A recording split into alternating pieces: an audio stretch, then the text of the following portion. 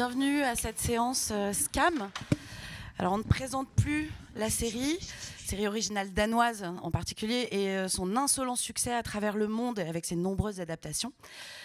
Le fait est qu'en France, les séries qui s'adressent aux ados de façon réaliste, avec bienveillance et sans les regarder de haut, elles sont rares.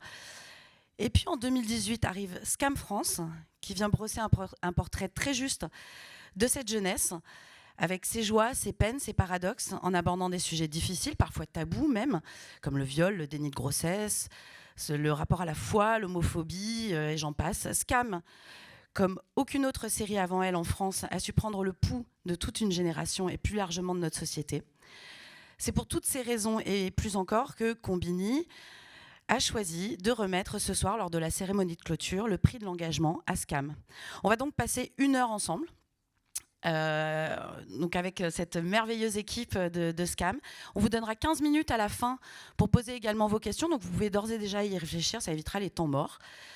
Et maintenant, je vais vous demander d'accueillir sur scène l'équipe de Scam, à commencer par la productrice Carole Della Valle, la compositrice de la bande originale All,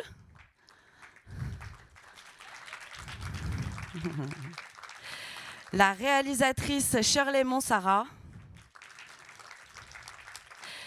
et les comédiens et comédiennes Sohan Pag qui joue Max, Louise Malek alias Jo, Abdallah Sharki qui joue Redouane, Jade Pedri qui joue Sacha, Flavie Delangle qui joue Lola, Zoé Garcia qui joue Anaïs, et enfin Lucie Fajdet qui joue Tiff.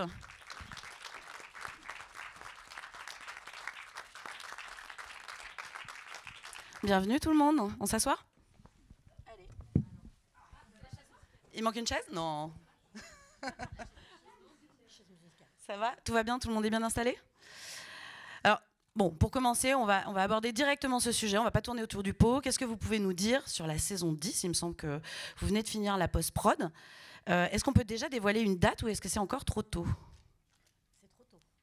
Ah, ça marche pas. C'est trop tôt. C'est trop tôt encore ? C'est trop tôt. C'est trop tôt. C'est trop tôt. C'est mince trop alors. tôt. On n'aura pas de scoop ce soir. Qu'est-ce que vous pouvez nous en dire de cette saison 10 déjà ? Un petit peu. La seule chose qu'on peut dire, c'est qu'elle est... c'est trop tôt. Mais elle est centrée autour du personnage d'Anaïs. Voilà. Interprétée par Zoé Garcia. Par Zoé Garcia. C'est la seule chose qu'on peut dire là maintenant. Est-ce qu'on peut expliquer pourquoi ce choix de faire cette saison 10 autour d'Anaïs ? Alors, c'était un personnage qu'on aimait tout particulièrement. Et ça s'est fait assez naturellement, en fait. Et puis Zoé est une super comédienne, donc c'était aussi pour moi un grand confort que de partir avec elle. Alors Zoé, vous êtes là depuis la saison 7, et soudain vous allez être le rôle principal de cette saison 10. C'était quoi votre réaction quand vous avez appris la nouvelle ? C'est super bizarre de prendre la parole comme ça. J'ai été vraiment, vraiment surprise. Je ne pensais pas que le personnage d'Anaïs pouvait avoir une saison complètement qui lui était dédiée, donc c'était un peu de stress, mais j'étais vraiment super contente. Voilà. Donc on n'en saura pas plus sur la thématique ? J'essaye. On les a bien entraînés. Non, on est robuste. Très bien. Carole et Shirley, comment vous choisissez les thèmes de chaque saison ? C'est des envies, en fait. Juste avant de partir en session d'écriture, donc généralement, soit avec le directeur ou la directrice de collection, et on va échanger en se disant « j'aimerais bien parler de ça. Qu'est-ce que t'en penses ?» et puis, en fait, au fur et à mesure des discussions, ça peut évoluer. Par exemple, sur la saison 7, ça faisait un moment... Moi, j'avais envie de parler de la grossesse chez les adolescents. Le précédent directeur de collection n'était pas vraiment complètement inspiré par ça. Et quand Déborah est arrivée, je lui en ai parlé. Elle me dit oui, pourquoi pas, mais moi je veux l'aborder sous la forme du déni de grossesse. Donc en fait, c'est des discussions, des envies, et c'est comme ça que ça se met en place. D'accord, donc vous confirmez, vous n'avez pas un panier avec des petits papiers dedans, on tire une thématique à chaque saison ? Non.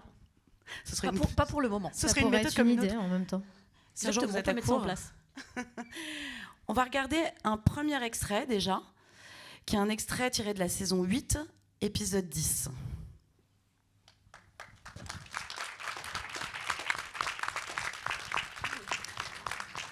Alors j'ai choisi cet extrait en particulier parce que j'ai cru comprendre qu'il pouvait vous arriver de travailler avec des personnes concernées pour éventuellement voilà, vous épauler sur certaines storylines, sur certaines façons de dire les choses, notamment pour la transidentité, la séropositivité. Je voulais vous demander comment se passait cette collaboration avec des personnes justement du milieu ou des personnes concernées.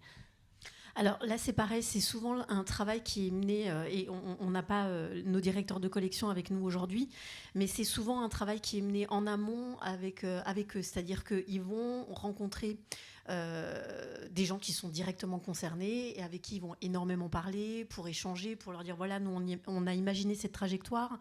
Est-ce qu'on est crédible, est-ce qu'on est réaliste, ou est-ce qu'on fait fausse route? Et c'est pour Scam, c'est un peu sa marque de fabrique, c'est qu'on essaye d'être le plus réaliste possible. Alors parfois on peut sans doute se tromper, mais en tout cas on essaye de l'être le plus possible et d'avoir entre guillemets ce que j'appellerais des consultants. C'est important pour nous pour être le plus juste possible. Donc ils sont inclus aussi. Et en amont, très en amont, parce qu'à partir du moment où on a décidé et on a choisi et qu'on a validé avec les équipes de Slash des thématiques dont on allait traiter, tout de suite on se met au travail et on va trouver des consultants. Oui, je pense que tu as à peu près tout dit. Ouais, non, oui. Est-ce qu'ils apparaissent parfois à l'écran, ces personnes qui vous aident? Alors non. Attendez, je réfléchis, mais... Non, je crois pas. Non. Parce que je me posais la question si la personne qu'on voyait là était un vrai militant. Non. Ok. C'est un comédien. C'est bien joué du coup, parce que j'ai vraiment cru que c'était quelqu'un de l'assaut. À quel point le cast participe, alors non pas à l'écriture, mais en tout cas en amont à ces réflexions sur les thématiques? Qui veut répondre? Est-ce que vous participez? Est-ce que vous avez le droit de donner votre avis? Est-ce qu'entre vous vous dites tiens, ce serait bien la prochaine saison d'aborder telle ou telle question? Ouais, ok. C'est vrai que c'est chelou. Non, en vrai, on fait des lectures au début et y a des phrases qui nous semblent peut-être pas naturelles en bouche. Et ce qui est trop cool avec Shirley, c'est que elle nous laisse dire vas-y, change cette phrase. Ah, ça c'est chelou, ça c'est machin. Enfin, on a grave notre mot à dire et c'est trop cool. Donc ouais. Sinon, vous vous appropriez aussi beaucoup les dialogues. Vous pas sans les réécrire, mais en tout cas, vous avez besoin de les prononcer comme vous les prononceriez. C'est ça, on a une liberté et c'est ça qui est très très fort et qui est très très bien et qui permet de ramener un naturel au jeu. Et ça veut dire qu'on peut être beaucoup plus naturel entre nous et je trouve que ça apporte une spontanéité qui fait aussi que cette série marche. Parce qu'on est naturel entre nous, on se connaît et ça veut dire que des fois les dialogues on essaie de les adapter, des fois on essaie de se faire des petits clins d'œil. En tout cas avec Shirley on a eu la chance de pouvoir travailler avec elle, on travaille en amont, en répétition, on travaille beaucoup, on réécrit s'il y a des phrases qui sonnent mal en bouche, on essaie d'adapter au maximum et elle nous laisse une grande liberté, donc c'est pour ça qu'on peut se permettre aussi d'être naturel. Oui, c'est ça, pour le coup, c'est un vrai laboratoire. On peut vraiment se permettre de se réadapter le texte sans changer le fond, mais vraiment sur la forme. Comme a dit Abdallah, pouvoir se faire des petits clins d'œil. Et puis, on a aussi toutes nos parties d'improvisation qui sont pas mal calées dans la série. Donc ça, c'est top parce qu'en fait, on s'amuse énormément là-dessus. Oui, c'est ce que j'allais dire. Il y a aussi des moments laissés comme ça à l'improvisation où c'est votre véritable complicité finalement qui transparaît. Ouais. Je pense que c'est vraiment ça et ça se voit à travers les épisodes au fil des saisons. Je sais que Shirley, elle laisse la caméra tourner et puis on se permet pas mal de choses, on rigole entre nous, on se fait nos petites impros et ça paye parce que du coup, on voit qu'il y a une vraie complicité entre nous. Est-ce que vous échangez parfois avec les camarades des anciennes saisons? Est-ce qu'ils vous prodiguent des conseils? Est-ce que vous en avez croisé? Il y en a qui ne les ont pas forcément... Les premières saisons, vous ne les avez pas connues? On se parle sans trop se parler. Après, il y en a pas mal. Enfin, on bosse beaucoup et tout ça. Et puis, c'est compliqué. On ne se voit pas régulièrement. Mais oui, par Instagram, ça nous arrive de prendre des nouvelles. Même aux conventions. Là, j'ai vu des anciens il y a un mois. C'était très cool. Et oui, ils demandent des nouvelles parce que c'est un peu leur petit bébé aussi. Mais non, on n'est pas tout le temps branché avec eux. Mais oui, ils nous ont donné pas mal de conseils quand on est arrivé. Quel genre de conseils ils vous ont donné? Par rapport au rythme de Scam, parce qu'il faut savoir que le tournage, c'est un rythme quand même assez intense. Et ils nous ont dit de bien se préparer, surtout c'est marrant parce que à chaque fois qu'on est rôle principal d'une saison, on est là, on se donne des conseils entre nous, genre j'ai dit à Lucie fais une cure de vitamines, tu vois. Mais c'est des conseils comme ça, des petits tips, c'est assez cool et ça nous permet de bien rester éveillés. Très bien. Est-ce que vous gardez un œil sur les autres adaptations Scam qui ont été faites ou pas du tout? Vous gardez la fraîcheur Quelqu'un veut répondre? Est-ce qu'on regarde? J'ai pas compris la question. Est-ce que vous gardez un œil sur les autres adaptations de Scam? Moi, j'ai pas regardé les autres saisons qui ont été faites en Europe, mais je sais que Lucie et moi, on a regardé la saison norvégienne pour le coup, la saison originale des premières saisons. Moi, c'était quelque chose que je regardais quand je suis arrivée au lycée pour le coup. Voilà. Ça a influencé votre façon d'arriver sur cette série, de jouer Non, parce que c'est totalement différent. Puis le cinéma norvégien en lui-même est complètement différent de ce qu'on peut faire en France. Donc c'était pas pareil. Puis nous, c'était vraiment des persos qui ont été créés pour le coup, qui sont arrivés en saison 6, donc qui n'étaient pas du tout existants à la base. Puis il y a peut-être aussi la peur d'être... Enfin, évidemment, vos personnages ne sont pas les mêmes, mais peut-être la peur d'être influencé par un style qui n'est pas le style de Scam France nécessairement. Moi, je voulais dire quelque chose qui avait rien à voir par rapport à la question. Vas-y. Mais c'est juste que, j'en parlais il y a pas si longtemps que ça, et c'est vrai que des séries comme Scam qu'il y a eu en Norvège au début, après d'autres séries pour les jeunes, c'est vrai que je trouve que ça peut aider des jeunes à montrer qu'ils sont pas seuls, etc. Et c'est vrai que au lycée, j'ai été très contente d'avoir Scam Norvège, et je pense que toi aussi, Zoé. Et je trouve ça chouette que ça ait pu continuer dans d'autres pays et que justement il y ait une autre patte et que ça puisse continuer en France, c'est encore mieux parce qu'on arrive à aborder d'autres thématiques avec d'autres comédiens, donc d'autres sensibilités, d'autres manières de voir la chose, etc. Et je trouve ça hyper intéressant. Voilà. En plus, il me semble qu'à ce jour, Scam France, c'est celle qui a la plus grande longévité pour l'instant des adaptations. Pour l'instant, oui, on a été les premiers en fait à obtenir l'autorisation de faire des séries, des saisons originales, et donc on a un temps d'avance, effectivement. Je ne sais pas où en sont les autres, mais on a un temps d'avance. Ah oui, c'est ça. Comment ça s'est passé? Vous avez dû demander l'autorisation pour... On demande l'autorisation en fait sur toutes les thématiques à partir du moment où on les choisit. En fait, on les envoie simultanément non seulement à Slash, mais aussi à la NRK, qui est donc la chaîne norvégienne qui diffusait Scam, qui a son mot à dire sur absolument tout ce qu'on peut faire et sur la caractérisation des nouveaux personnages. Par exemple, à partir de la saison 6, où il y a eu des nouveaux personnages qui sont arrivés, on leur a fait lire et ils ont donné leur autorisation. Pour s'assurer que vous ne dénaturiez pas... Exactement, qu'on ne dénature pas et qu'on garde l'esprit Scam. D'accord. Hall, c'est vous qui composez la musique originale de la série. Vous aussi, comme pas mal de vos camarades, vous avez débarqué en saison 7. Est-ce que vous pouvez nous raconter ce qui vous a conduit à composer pour Scam ? Alors, ce qui m'a conduit, c'est tout d'abord Shirley et Tianès qui a monté en partie Scam, qui m'ont proposé cette aventure. Et pour être très honnête, je ne connaissais pas la série. Et j'ai donc regardé tout ça chez moi pour comprendre tous les sujets. Et j'ai eu un énorme coup de cœur. Et justement, pour rejoindre ce que disait toute l'équipe, c'est que moi, j'aurais adoré au lycée avoir ce genre de série parce que ça m'a vraiment, ça m'a bouleversée en fait. Et donc c'était une évidence pour moi de le faire. D'accord. Et c'était quoi comment vous avez abordé justement la composition de la musique pour Scam? Est-ce que vous aviez des guidelines, pardon pour l'anglicisme, parce que je veux pas dire des instructions non plus, mais des pistes de réflexion pour... On a beaucoup échangé, il y a eu un vrai travail en amont avant la saison 7 et 8, et pareil pour la 9 et 10. Mais c'est vrai qu'il y a d'abord une grande discussion entre nous sur les sujets, sur les personnages, et puis les grands thèmes qu'on va vouloir aborder. Et puis après, j'imagine qu'on a fait appel à moi pour que je puisse faire marcher ma sensibilité à travers tout ça. Et pour moi, c'est une première, la musique à l'image, donc je suis rentrée dedans vraiment avec plutôt facilité, mais c'était extrêmement prenant parce que je me suis rendu compte que je n'abordais pas forcément la musique de la même façon en travaillant sur l'image que sur mes titres à moi, par exemple. C'était une autre façon de... C'était une démarche, en fait. Enfin, vous deviez illustrer les... disons qu'en fait, ça a permis d'aller récupérer quelque chose que j'ai toujours aimé faire, c'est d'être dans quelque chose de plus expérimental, en fait. c'est-à-dire accompagner des scènes, et du coup aller jouer sur certains sons et leurs émotions, et du coup sans forcément penser structure, chanson, ce que j'ai plutôt l'habitude de faire.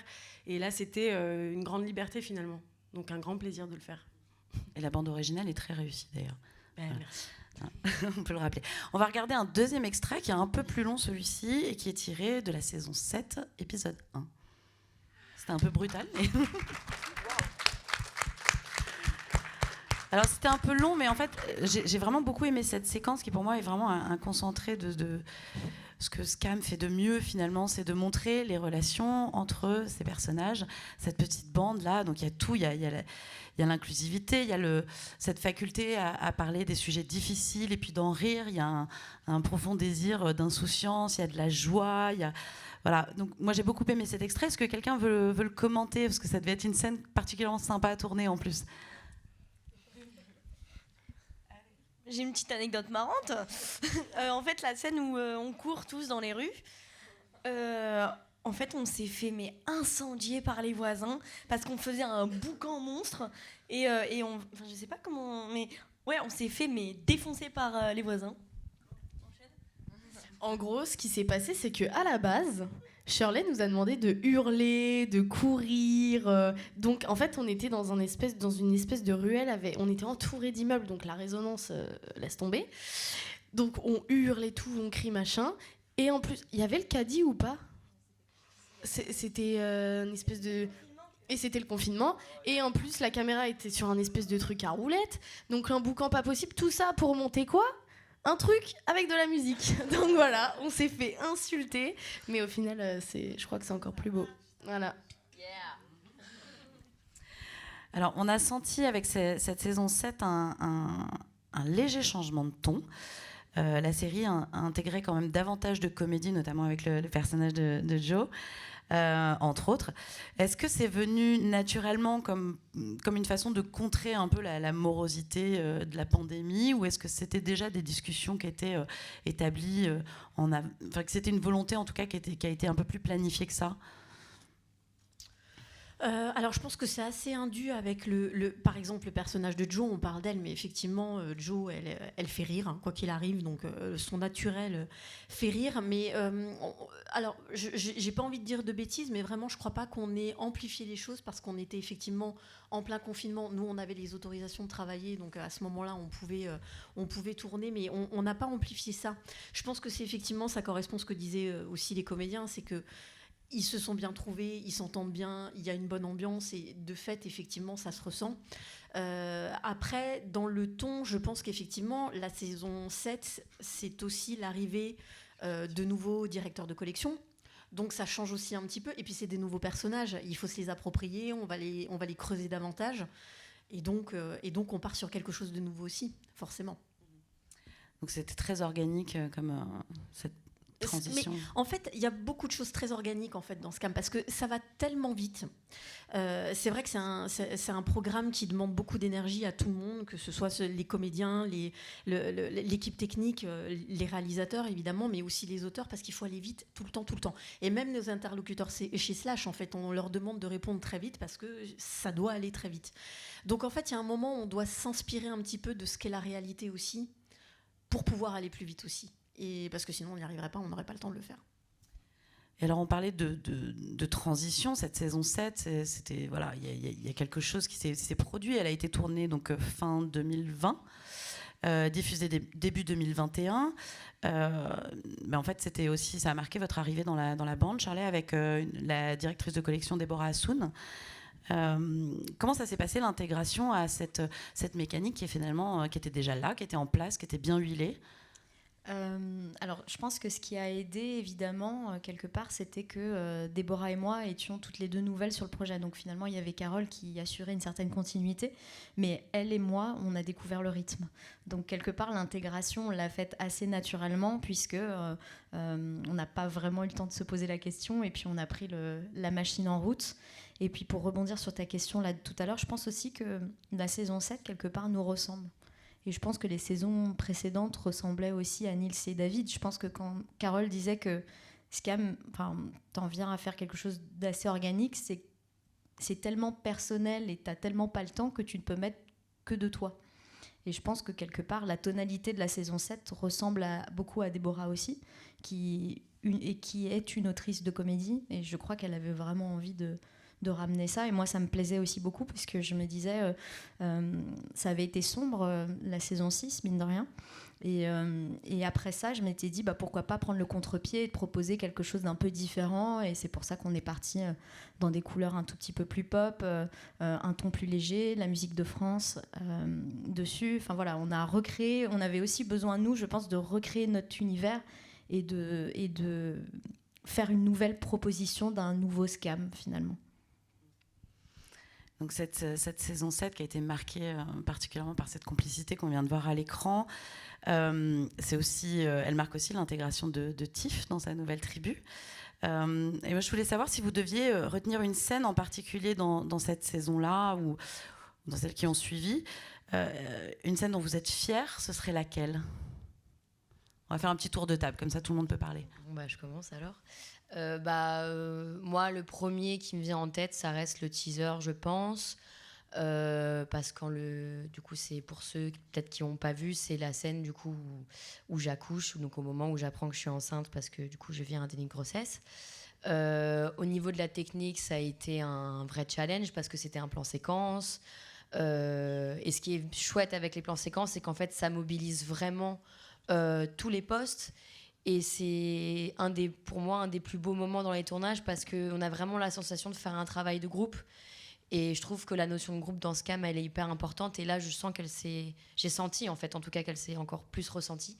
Et voilà. Et en vrai, même pour moi, au niveau du jeu, c'était la première fois du coup que j'avais un premier rôle dans une série, etc. C'était la première fois qu'on revoyait Tiff après tout ce qui s'était passé dans la saison d'avant. Du coup, on n'avait pas forcément le droit à l'erreur. Donc, en tout cas, ça a été un petit challenge. Mais voilà, on s'est beaucoup amusé à le faire. Et voilà. C'était un peu la saison de la rédemption, en plus, pour Tiff. Oui. Oui, c'était d'arriver à ce que dès la première scène, en fait, on ait de l'empathie pour elle et que... voilà, pas qu'on oublie en fait tout ce qui s'est passé, mais vraiment qu'on ait de l'empathie et qu'on soit avec elle à 100%. Et en fait, dès la lecture, moi je l'ai ressenti. Et avec Shirley, on a bien fait attention pendant les répétitions de surtout bien avoir cette sensation d'empathie et d'être avec elle tout le temps en fait. Voilà. Ensuite, une scène en particulier que tu retiendrais ? Anaïs, elle a un peu eu des apparitions ponctuelles là, tout au long des nouvelles saisons, mais une scène que j'ai beaucoup aimé faire, je pense, c'est la scène à l'infirmerie toutes les deux. C'était, on s'est beaucoup amusé à la faire quand Anaïs pète son scandale parce qu'elle est toujours très dramatique. Et la scène qui suit où justement voilà, c'est un peu la fin de cette amitié entre guillemets, cette amitié d'enfance, j'ai beaucoup aimé faire cette scène. C'était fort, vraiment. Pour ma part, je crois que c'est la soirée au King, parce qu'on était vraiment encore en plein Covid et je crois que se retrouver avec je ne sais combien de figurants, tous transpirants et à danser comme des dingues, je crois que ça c'est ce que j'ai préféré faire, rien que pour le moral. Ça a vraiment fait du bien et même de voir enfin que la relation Lola-Tiff s'améliore entre guillemets, ou à la fin on lui chante comme ça I love you so. C'était super. Et on s'est énormément éclaté à chanter ça aussi, tel point qu'on n'a plus le doigt. Mais tout ce qu'on a fait dans le King, en vrai, j'ai adoré cet endroit de ouf. J'ai tellement aimé passer le décor était dingue, j'ai trop aimé passer des moments dans ce décor. Je crois que c'est un de mes décors préférés d'ailleurs. Voilà. Tu vois. Non, moi, du coup, dans la saison 3, parce que j'y suis depuis bien plus longtemps que vous tous. Mais non, mais en vrai, donc, j'ai 2 séquences dans la saison 9. Et je peux quand même dire que c'est la séquence de la fête de fin. C'était mon premier jour de tournage sur la série. Et j'avais super peur parce que je savais que c'était une équipe qui était créée depuis longtemps. Et je savais qu'ils s'aimaient tous beaucoup. Et je me suis dit, je vais arriver là et ça va être super dur. Je vais être dans un coin et en fait c'était une super ambiance, déjà une ambiance de soirée, et ils étaient tous tellement gentils, tellement bienveillants que ça restera un super bon souvenir. Tu fais référence au dernier épisode ? Au dernier, ouais, c'est l'extrait qu'on va voir après. Ah voilà. Donc c'est à propos. Voilà. Mais moi aussi, c'était la sorotine, parce qu'on était dans un épuisement tellement fort que ça a créé une énergie entre nous, une symbiose. On était dans un relâchement total. Et ça veut dire qu'on était... On se fiait plus au regard de l'autre, de « Oh, lui, il y a un figurant qui me regarde bizarre, ça se trouve, je suis pas bien coiffé. » On était vraiment en mode simplicité totale et on se laissait aller, comme Flavia a chanté. Si tu veux faire un concert devant et tu veux pas le refaire, « I love you, ça !» Elle était comme ça, elle l'a chanté. Et franchement, je trouve que c'était une énergie incroyable et on a tous trop kiffé. Voilà. Bah oui, mais c'est chiant parce que moi aussi, du coup, c'était ça. Donc bon, non, mais alors je vais rajouter un truc parce que c'était incroyable, l'énergie, tout ça, mais c'était bourré d'émotions en fait. Je me rappelle, je crois la 2e ou 3e fois qu'on l'a fait, on regardait tous Lucie et Lucie pour la scène devait avoir un peu les larmes aux yeux et en fait ça se voyait que c'était vrai et nous on était tous là avec tous les yeux tout mouillés là et on était tous on avait tous envie de pleurer, c'était hyper... J'ai vraiment pleuré. En Ouais. fait, il y avait un mélange de nerfs, de fatigue. C'est une journée, on a tourné 13 heures, on était 150 sur le plateau, il y avait un espèce de truc de fou. Et pardon, j'ai dit un truc qu'il fallait pas peut-être. Je suis désolée. Et non, donc du coup, c'était Vous les verrez ça nerfs avec qui ont lâché. l'inspection du travail. Hein. Pardon. Voilà. Je suis désolée, Carole. 3, elle a dit 3. J'ai dit 3 heures. Non mais voilà, c'était bourré d'émotions, c'était bourré de plein de choses et ouais, et à ce moment-là, on s'aimait tous très très très très fort. Non, mais j'allais dire pareil, mais je vais essayer de trouver autre chose. Mais oui, au King, c'était ouf. Et en plus, ouais, avec la fatigue, l'émotion d'être tous ensemble dans un lieu qui était très fermé et tout, pendant 4 jours, je crois, c'était le King. Non, 3 heures. 3 heures 4 jours sans dormir. Mais sinon, dans la saison 7, moi, il y a une scène que j'ai adorée quand je l'ai découverte à l'écran. C'était la scène du premier bisou entre Tiff et Max. Parce que quand on l'a tournée, j'avais pas bien entendu la musique. Je sais pas quelle musique vous aviez mise. Et en fait, quand je l'ai découverte avec la musique de France et tout, j'étais genre waouh, genre j'ai trop kiffé et j'étais super fier du rendu. Voilà. Oui. Bravo pour ces réponses. Du coup, on parlait de fête. On va regarder maintenant le dernier extrait, qui est donc saison 9, épisode 10.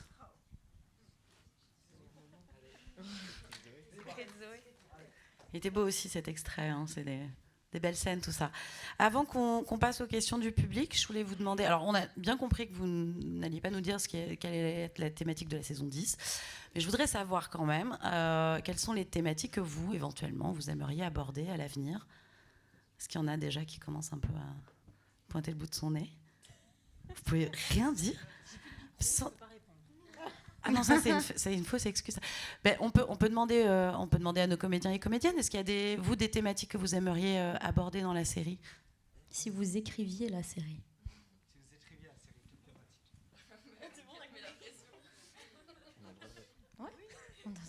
Quoi, on vous a jamais posé la question? Bah, C'est intéressant de savoir. Parce que, c'est vrai. Alors, tous en cœur. Non, mais moi je sais que, pour le coup, la thématique de la saison 10, c'est une thématique que ouais, mais ça c'est Bah cruel, ouais, ça. mais je sais que c'est cruel, mais Ça, c'est pas réel, possible. pour de vrai, réellement, parce que je trouve que... Non, je vais faire... Zoé. Non, mais C'est important d'en parler et d'en parler de la manière dont ça a été fait. Je trouve que c'est très bien. Et je pense que ça va toucher tout le monde. Mais et c'est ça sûr. va élever un débat. Mais surtout, dans la saison 10, traiter la précarité comme ils l'ont fait. Non, je rigole.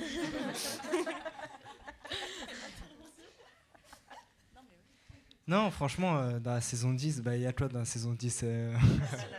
Mais vous savez que ma question contraire. n'était pas spécifiquement Oui, pour la c'était toi, saison t'es 10, parce que j'ai bien compris que c'était... Ils ont très envie d'en parler en fait, mais J'ai l'impression que ça vous démange. c'est très dangereux. Vous avez entendu ce que j'ai dit?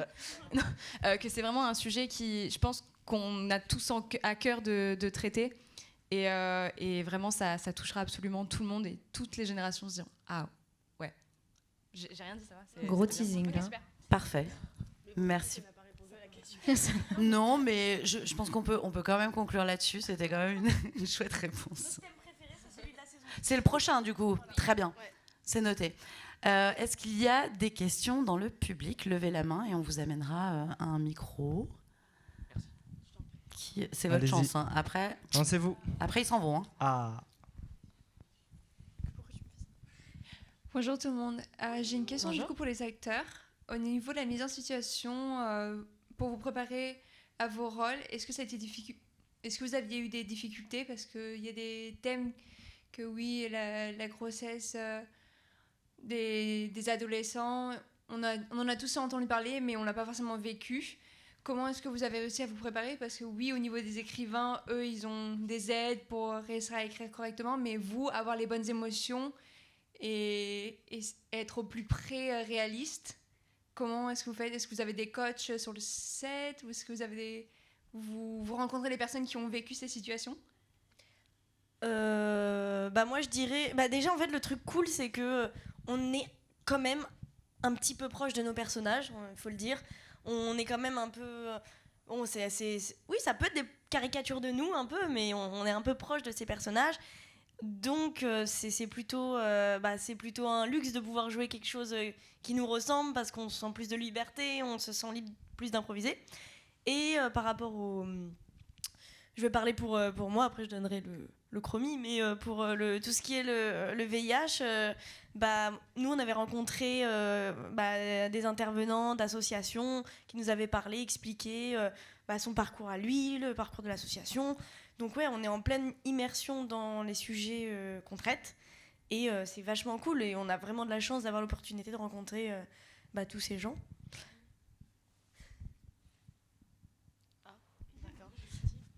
Est-ce que tu veux répondre? Non, oui, je rejoins totalement ce que tu dis. Après, moi, ma saison était avec David, du coup, j'ai pas eu la prépa que vous avez eue avec Shirley, mais j'ai fait une prépa avec David où j'ai pas rencontré d'intervenants, j'ai pas eu cette chance. Enfin, cette chance, on s'entend. Mais voilà, on s'est assez documenté. Il m'a donné pas mal de références en termes de séries, de films, etc. Et voilà, mais je rejoins ce que tu dis, quoi. Voilà, c'est tout ce que j'ai à dire. Je rajouterais juste, effectivement, c'est aussi de la prépa. Par exemple, je pense à la saison 5 qui traitait de la surdité. Robin, on a tous suivi une formation avec l'IVT. Et Robin en particulier a appris la langue des signes. Donc effectivement, à partir du moment où on rentre dans une thématique, le comédien qui veut être le plus juste possible rentre aussi dedans et s'y prépare pour être encore une fois le plus réaliste. Est-ce qu'on a une autre question? Une, et puis après on fera la deuxième. On a le temps. Alors, j'aurais probablement pas une réponse concrète, mais est-ce qu'on pourrait envisager une saison sur Redouane?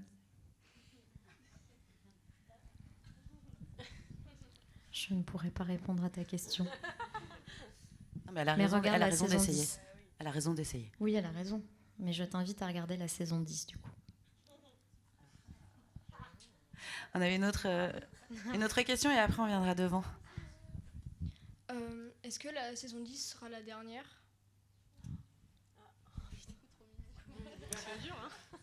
Pour l'instant, la boucle est bouclée. Effectivement, ils arrivent, ils sont en dernière année au lycée, ils sont en terminale. Donc, et comme on joue ce côté fiction du réel, effectivement, on est sur une fin de session et de saison. Après, on pourrait imaginer comme une série comme Skins, où il y aurait un renouvellement de cast avec des nouveaux petits lycéens qui arrivent au lycée. Ça peut donner des idées, mais... You're welcome. On avait une autre question devant. Alors bonjour à tous. Alors, moi, j'ai pas de questions. C'était juste pour vous féliciter, tous les acteurs, parce que vous êtes extraordinaires. Il faut dire que moi j'ai 49 ans et c'est moi qui suis fan dans la famille. C'est pas ma fille. Ma fille elle m'a accompagnée aujourd'hui et donc elle me dit calme-toi maman depuis tout à l'heure. Donc vraiment vous êtes extraordinaires. J'ai adoré cette série. Un peu moins la saison 9 mais bon voilà. Mais vraiment vous êtes extraordinaires. Continuez comme ça, on va vous suivre dans tous vos autres projets. On vous adore. Je vous adore. On a une autre question juste devant. Bonjour. Je voulais vous demander, oui, combien de temps ça dure un épisode? Pour tourner un épisode. Oui, voilà, pour tourner un épisode. Désolée. Non, c'était super. Tout va bien. Il n'y a pas de souci. Salut. Pour tourner un épisode, c'est entre 1 journée et demie, 2 jours, à peu près. Ça dépend des épisodes, mais en moyenne, c'est ça. Voilà, même eux, ils ne savaient pas. Non, ils travaillent que 3 heures par jour, apparemment. Donc, c'est pour ça, ils ne se rendent pas compte.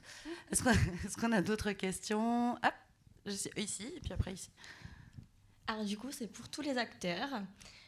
Si vous n'aviez pas votre personnage actuel, quel autre personnage vous aimeriez jouer? Et puis, juste comme ça, j'aime trop la série, surtout depuis l'arrivée de la MIF. Voilà.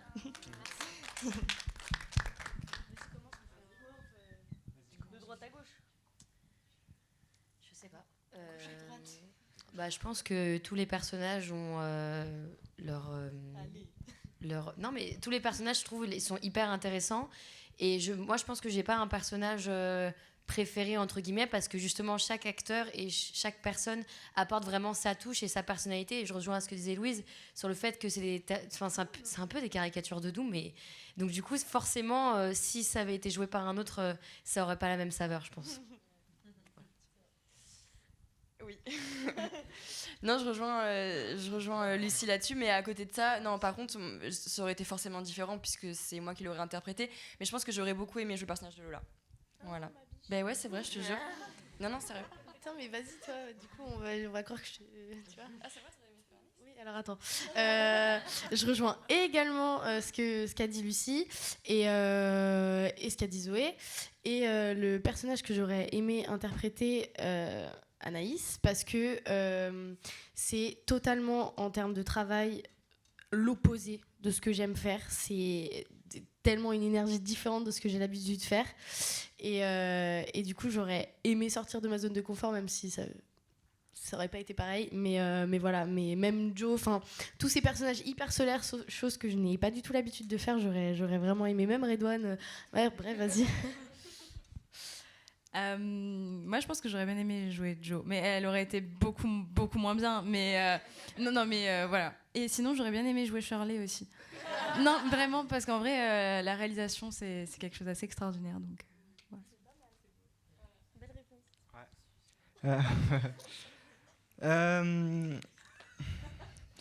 Moi, j'aurais aimé jouer Lola. J'aurais kiffé jouer à la saison 6 par rapport à son personnage.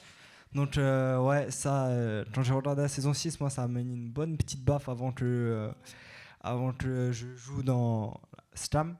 Et aussi, et réellement, Anaïs dans la saison 10, j'aurais kiffé faire son perso. Il est archi bien travaillé, très complexe, et il a de très belles nuances, et c'est du très très gros taf, et j'aurais kiffé le faire. Ce teasing pour la saison 10.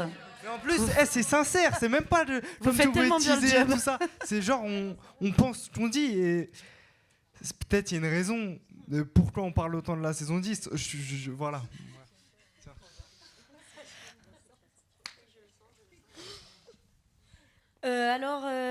Oui, c'est vrai que le personnage d'Anaïs est incroyable, mais j'aurais pas aimé le faire parce que Zoé le fait déjà à la perfection. En fait, on se dit tout pareil depuis tout à l'heure, c'est insupportable. Mais voilà, moi je vous invite vraiment à saigner la saison 10. non, mais c'est pas une blague, franchement, je pense que je fais la gueule à ceux qui regarderont pas. Enfin, c'est nul, c'est incroyable. Et sinon, en vrai, moi j'aime trop mon perso, donc moi je garde. Mais je vais répéter ce que vous avez tous dit. Non, mais bien sûr, en fait, chacun a son personnage et l'a construit à sa façon, et du coup, ce serait tellement différent si quelqu'un d'autre le jouait. Après, peut-être je réponds un peu à côté de la plaque, mais j'ai eu un gros coup de cœur pour le personnage de Redouane en regardant la saison 9, mais j'aurais pas voulu le faire parce que Abdallah, nickel. Alors, on a le temps pour une dernière question. C'était, je me souviens plus. On fait les deux. Allez, on fait les deux, mais alors vite, hein. On se dépêche. Bonjour. Alors, moi, je sais que Scam, pour moi, c'est genre vraiment un gros soutien. La preuve, je sèche ma thérapie pour être là. Mais du coup, je voulais savoir, nous, on kiffe vos personnages, mais est-ce qu'il y a des jours où vraiment vos personnages vous saoulent et vous voulez vraiment pas le faire? Je pense au personnage de Joe, il est super drôle, mais je pense que des fois, genre, est-ce que des fois ça vous saoule de rentrer dans le personnage, ou des fois les décisions de vos personnages, des fois ça peut vous gaver? Moi, des fois, je me fatigue. Hein. Franchement, je te jure, en vrai de vrai, des fois, toute seule, quoi, vraiment. Et même quand je me vois, des fois, je suis mais calme-toi. Moi, perso, ouais, je me fatigue pas mal. Non, sinon tout va bien. Non, vous en avez jamais marre de... En même temps, comme ils disaient que leurs personnages, c'était un peu eux-mêmes. On est assez narcissiques, on est assez tous... Voilà. Non, mais il y a des moments où on peut trouver nos personnages chiants, mais c'est pas pour autant ça va nous saouler de jouer ça. Je pense que c'est plus ça, quoi. Voilà. On peut passer à la...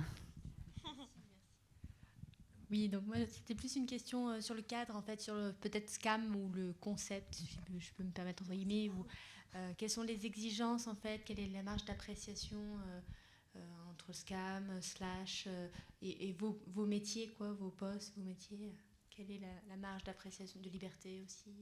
Elle est énorme. Aussi. Sur les thématiques, est-ce qu'elles sont, imposées, les thématiques, ou il y a un ordre de thématiques Non, en fait, je pense que c'est tout l'avantage. En fait, Scam, c'est une série qu'on fait pour le web, donc effectivement, on n'a pas énormément de moyens. C'est pour ça qu'on va aussi vite, que les timings sont aussi serrés, c'est pour pouvoir rentrer dans l'enveloppe qui est la nôtre. Après, à côté de ça, on a une liberté qui est énorme et qui, dans le monde dans lequel on évolue, de la création et de la fiction, est une porte de liberté, mais comme on en a rarement dans notre métier. Donc en fait, les thématiques, nous, on les propose à Slash et il nous les valide ou il nous les invalide en fonction, mais c'est rarement arrivé. Après, on peut être amené à travailler ensemble. Par exemple, sur le VIH, éditorialement, ils avaient envie et besoin d'en parler aussi sur Slash. Donc c'est pour ça qu'on l'a traité aussi dans la saison 8. Mais c'était tellement important qu'on n'a même pas discuté de ça. C'était évidemment essentiel d'en parler. Donc en fait, on a une liberté qui est totale, c'est peut-être un peu exagéré, mais en tout cas, elle est très grande et ça fait un peu partie du jeu. Voilà, y a pas énormément de moyens, mais ça nous permet de mettre en avant beaucoup de jeunes talents, que ce soit à l'écriture, à la réalisation, chez les comédiens, et c'est ça qui est beau avec ce projet, je trouve. On a le temps pour une dernière petite question. Ah non, il y a la musique. C'est comme les Oscars, faut qu'on évacue. On doit partir. Allez, très rapide.